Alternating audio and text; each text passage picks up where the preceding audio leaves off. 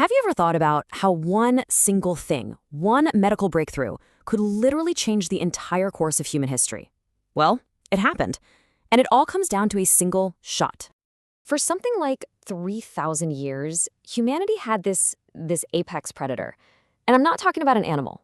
I'm talking about a virus, smallpox. It was an absolute monster that scarred, blinded, and terrorized entire civilizations. But this isn't going to be a downer. This is the story of how we fought back and won.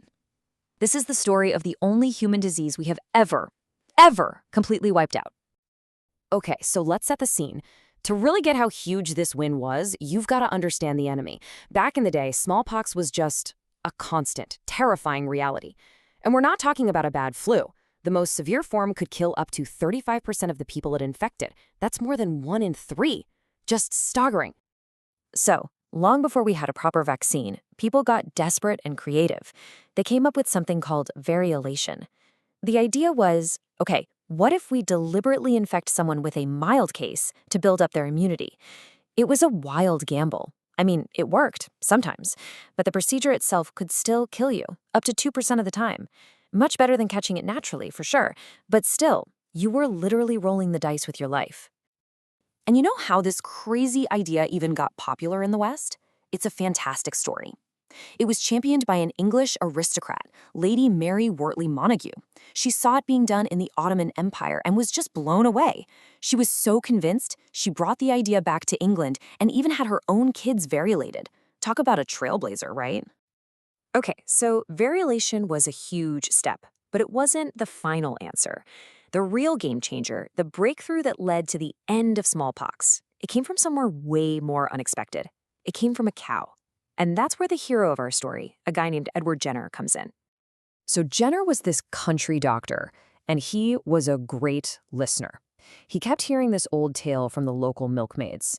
They'd say that if you caught cowpox, this really mild disease you could get from cattle, you'd never, ever get smallpox. A lot of people would probably just dismissed it as an old wives' tale. But Jenner, he thought, maybe there's something to this. And he was about to prove it to the world. So in 1796, Jenner does this experiment that is, well, by today's standards, absolutely shocking. You can see the steps here. He takes pus from a cowpox sore on a milkmaid and scratches it into the arm of an 8-year-old boy, James Phipps. The kid gets a little sick, a mild fever, but then he's totally fine. Now, here comes the truly terrifying part. Jenner then deliberately exposes the boy to actual smallpox. And what happens? Absolutely nothing. The boy is completely immune. Just like that, history was made. But look, Jenner's incredible discovery, that was just the beginning. The weapon he'd created, the vaccine, it wasn't perfect yet. It would take another 200 years of science to really sharpen that weapon, taking it through some pretty distinct generations of technology. These first-gen vaccines were, let's be honest, pretty gnarly.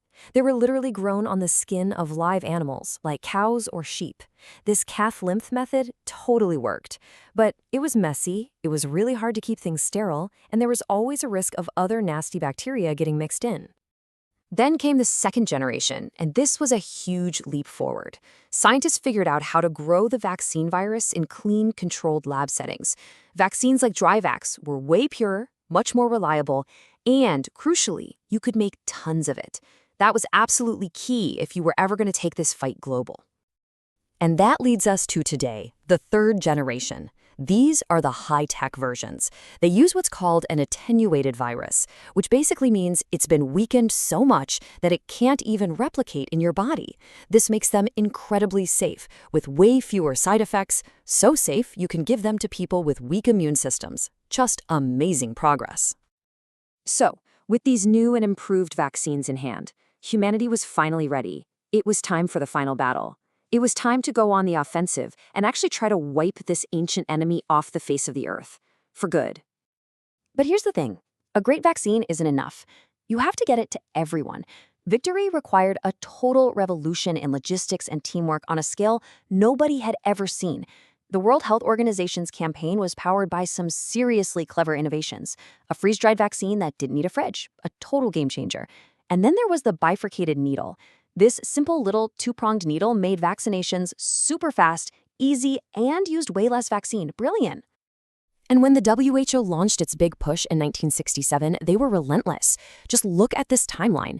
It shows how fast they moved in the endgame. They cornered the virus, continent by continent. They tracked down every single case, vaccinated everyone around them, and just broke every chain of transmission.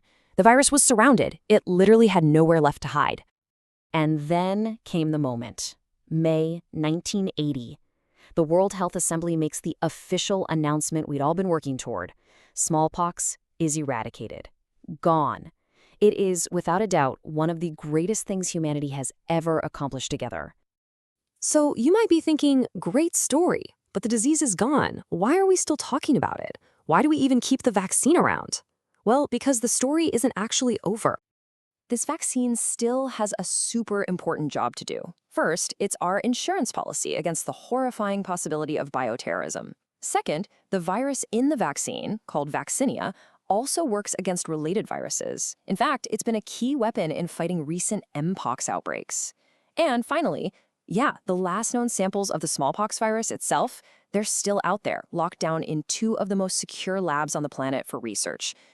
So this whole incredible story, even the word vaccine itself, it all goes back to Jenner and those cows, right? The Latin word for cow is vacca. So vaccine. Seems simple enough. But what if that simple story we've all known for 200 years isn't quite the whole story? What if the hero of this tale wasn't a cow after all? Get this. In a twist you couldn't make up, modern genetic sequencing has revealed that the vaccinia virus in our vaccines isn't actually that closely related to cowpox. It's most closely related to horsepox. It's crazy. Turns out, Jenner himself actually wondered at one point if maybe the virus started in horses before it got to cows, and it looks like, after all this time, he was probably right. So the shot that literally changed the world, it probably came from a horse. How wild is that? It's just such a perfect reminder that science is never really done. Even in our greatest victories, there's always something new to discover. It just makes you wonder, what are we going to conquer next?